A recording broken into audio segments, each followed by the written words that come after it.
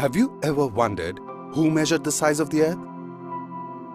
So about 1,000 years ago, a legendary Persian Muslim scientist measured the circumference of the earth from his hilltop observatory not far from Lahore, the cultural capital of Pakistan.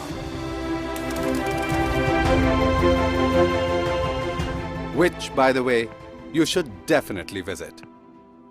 The man was Abu Al-Biruni, and the place was Nandana Fort.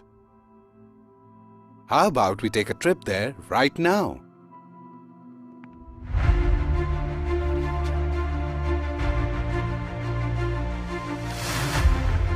On the magnificent salt range of Punjab, you can see a historical wonder.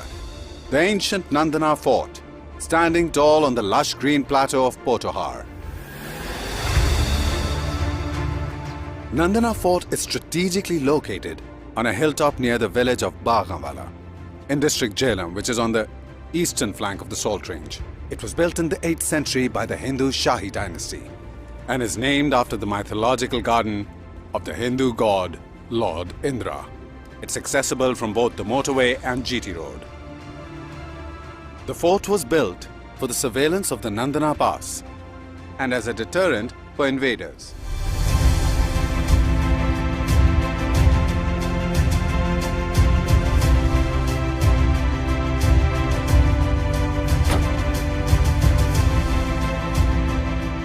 The Nandana Fort remained a stronghold of the Hindu Shahi dynasty until it was captured in 1013 by Mahmud of Ghazni.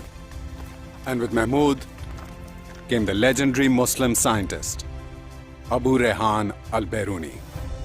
What you're seeing from here was known as the Nandana Pass. The Nandana Pass itself was an ancient stone road that connected India with Afghanistan and Central Asia.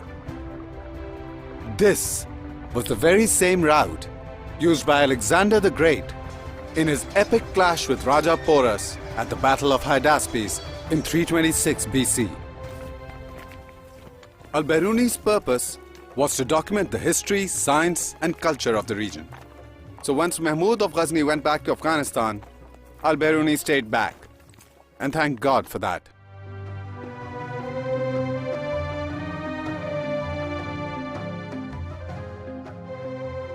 I am standing at the very spot where Abu Al-Biruni had his observatory in the 11th century. This is where he quantified the radius and circumference of this little blue dot we call home.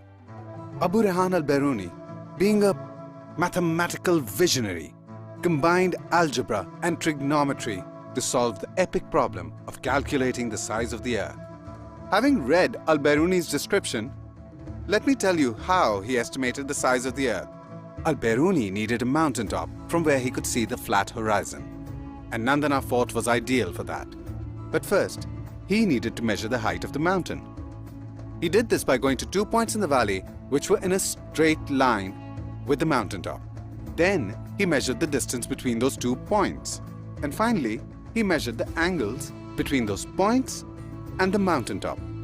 To do this, he used a device called an astrolabe, which is basically a giant protractor with angles and degrees and a pointer to determine his line of sight. Now he had enough information to measure the height of the mountain using trigonometry and algebra. He needed only one more measurement to get the size of the earth. Angle of the line of sight of the horizon as it dips below the horizontal. Now here's the amazing part. Al-Biruni imagined the mountain as a large right-angled triangle, which has 3 corners, the earth. Using trigonometry, Al-Biruni figured out that the angle of the horizon and the height of the mountain were related to the radius of the earth, and algebra helped him calculate it. This was the formula that allowed Al-Biruni to calculate the circumference of the earth, which, by the way, is within 200 miles of the value that we know of it to be today, about 25,000 miles. That is an accuracy of 99%. And that too when it was measured almost 1,000 years ago. Let that sink in. The Nandana complex comprises of a fort, a temple and a mosque.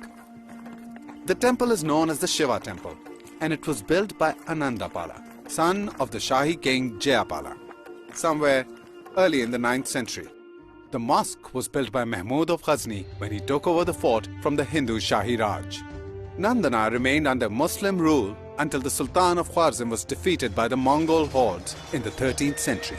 The furious Mongols, led by the ruthless Genghis Khan himself, used the Nandana Pass to chase the fleeing Sultan and capture the fort. I mean, what history this place has. A couple of centuries later, when the Mughals recaptured the fort and the pass, Nandana became a place for leisure. Finally, no more wars and invasions.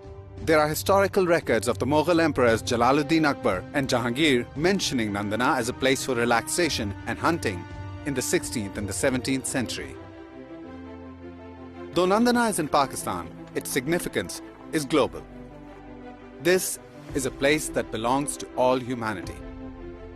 This hidden marvel of heritage was recently highlighted during Prime Minister Imran Khan's visit to Nandana. The Prime Minister himself takes keen interest in cherishing and preserving our glorious past for generations to come. Government of Punjab, under the vision of Prime Minister Imran Khan, has decided to preserve, restore and promote Nandana, as well as the incredible contributions of Abu Al-Biruni towards humanity. The first step towards making this dream a reality is the formation of the radius, which will include 7 historical sites from the region, including Nandana Fort, Shiva Temple, Katas Raj, Tila Jogiyan, Kyora Salt Mines, Mallet Fort and Takht-e Babri. What you see here right now are perhaps just ruins, but every stone here is steeped in history. The wind whispers stories. The skies have borne witness to the kings and heroes who have made our world what it is today. Come and have a look. We're right here, waiting.